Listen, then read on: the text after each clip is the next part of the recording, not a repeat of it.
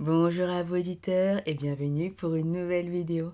Je ne sais pas où vous en êtes de vos réflexions concernant l'état de notre monde, mais des signes se présentent et ne laissent rien présager de bon.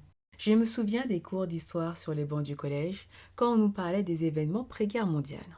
Les alliances entre pays, l'augmentation des budgets des armées, la propagande d'État. Ça ne vous rappellerait pas notre situation actuelle par hasard? Serions-nous à l'aube d'un troisième conflit planétaire? Une guerre en cours à nos portes, nous dirigeants chauds comme la braise, prêts à envoyer notre argent, nos moyens de défense et les hommes du pays? Mais d'ailleurs, ça se passe comment pour les transgenres et les non-binaires? Parce qu'un homme qui se déclare femme et qui fait des démarches va-t-il être envoyé sur le front? Je laisse ça là comme idée. Il y a peu, une loi est passée sur les réquisitions des biens et des personnes. Encore un signe, non?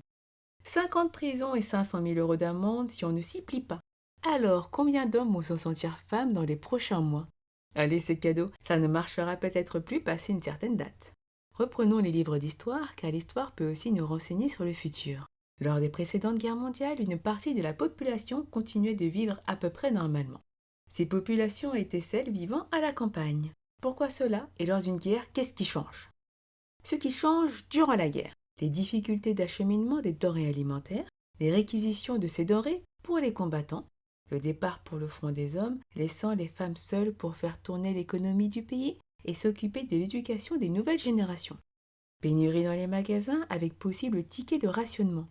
L'obligation de se soumettre aux longues files d'attente pour accéder aux éléments de base. Contrôle des déplacements des civils, piétons et véhiculés. Bombardement des zones d'habitation, des moyens de production, des moyens de transport, des productions d'énergie, etc. Si vous habitez en ville, voici comment vous serez en partie impacté. Numéro 1. Les bombardements ont souvent lieu sur les zones de forte densité de population. Le ratio dégâts engendrés sur coût des munitions étant meilleur en ville. De ce fait, l'exode urbain a été une réalité durant de nombreux conflits. Numéro 2. Les problèmes d'acheminement et donc les pénuries touchent plus fortement les villes. Numéro 3. La taille des logements citadins ne permet pas de gros stockage, ce qui impose une gestion en flux tendu. Numéro 4. La configuration spatiale des villes permet un contrôle strict de la population et de ses déplacements. Barrages, vidéosurveillance, portiques. Numéro 5. L'amplitude d'action et d'adaptation est limitée. L'absence de ressources ne facilite pas le troc, ni l'émancipation envers les systèmes étatiques. Numéro 6.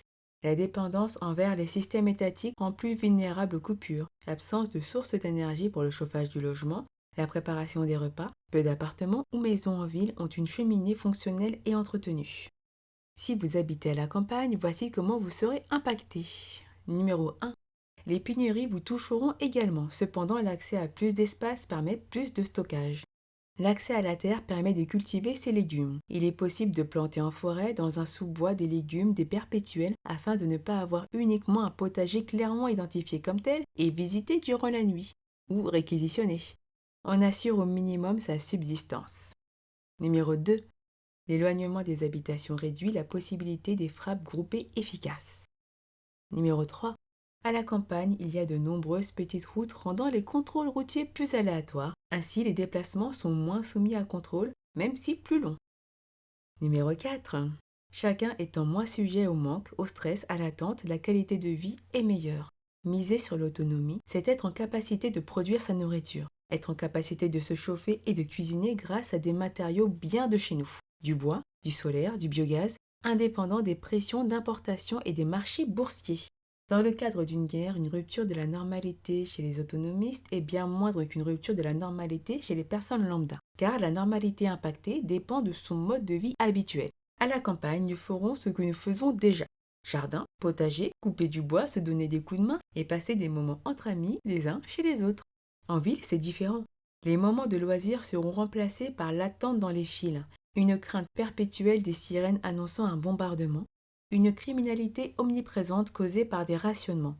Tout un chacun peut devenir un délinquant quand sa famille meurt de faim.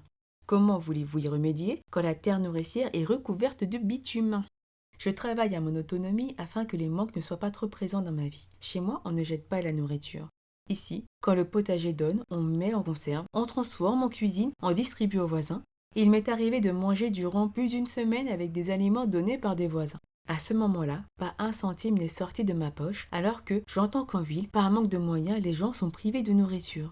Je me demande comment des personnes peuvent vivre en ville avec un SMIC. On devrait leur soumettre la liste des dépenses du ministère de l'économie. Je suis certaine qu'ils feraient des miracles. Laissez-moi vous dépeindre ma vision de cette troisième guerre mondiale. Je ne suis qu'une civile, donc n'allez pas prendre pour argent comptant tout ce qu'il suit. Il s'agit de mes propres réflexions, mais je vous invite à me donner votre avis et à compléter afin d'arriver à un haut degré d'intelligence collective. D'après moi, cette troisième guerre mondiale sera d'un niveau tout autre. Le numérique et l'intelligence artificielle auront une place prépondérante dans les batailles. Prenons l'exemple des drones. Meurtre de civils, de militaires. En ce moment, on voit des civils exécutés sans mise en danger de soldats, sans que les victimes aient vu le danger arriver. Destruction des moyens de production militaires, agricoles, énergétiques. Comment affamer nos populations en 2 temps 3 mouvements et anéantir la production d'un pays. Toujours grâce aux drones, surveillance précise du territoire, des terrains. Vous ne pensez pas qu'il est temps de se mettre baltrappe? Planter des arbres, ça n'a pas qu'un effet bénéfique pour les sols. C'est excellent contre la vidéosurveillance aérienne. Grâce aux technologies, nos armées n'auront plus de secrets pour les ennemis. Nos ministres et présidents ont été écoutés par d'autres nations. Merci Pegasus. Des civils ont été mis sous surveillance. Merci Prisme. Des populations ont été contrôlées. Merci au crédit social à la chinoise. Vous voyez comme les Jeux Olympiques sont une fabuleuse opportunité avec la reconnaissance faciale.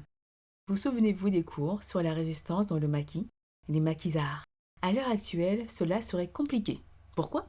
À cause des drones, à cause des caméras thermiques, à cause de nos téléphones qui nous écoutent et donnent notre localisation précise, à cause des caméras à reconnaissance faciale, à cause de la perte de nos compatibilités et de notre réflexion. L'abrutissement de la société n'est pas un hasard. La soumission a été testée et validée.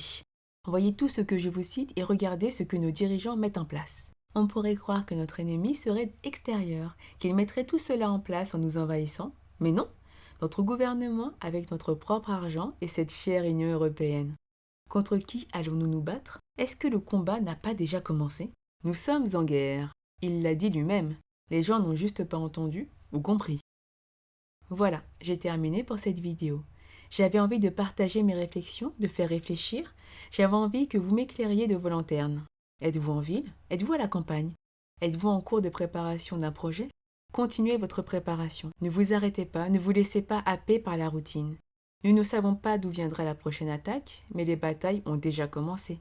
Sur le grand échiquier, l'ennemi avance ses pions. Les avez-vous vus récemment? De quoi je vous parle?